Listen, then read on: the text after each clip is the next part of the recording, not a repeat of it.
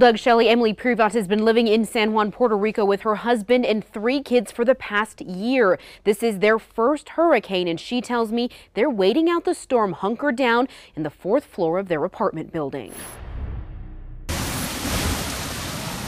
Sheets of rain blowing across city streets and palm trees nearly blown over in Puerto Rico. New Mexico native Emily Privat and her family are right in the center of it. Heard glass breaking and pounding against our window. Privat and her family moved from Santa Fe to San Juan about a year ago for her husband's job. And have you guys ever experienced anything like this? Never.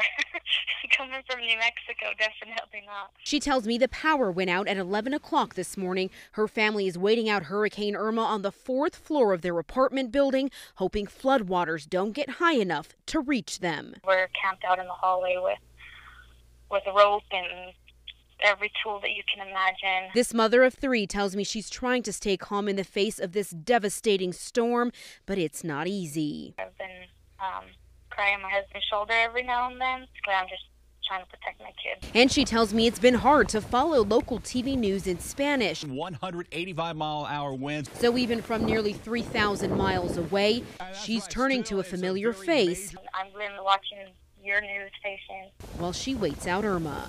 Right now, I'm extremely anxious.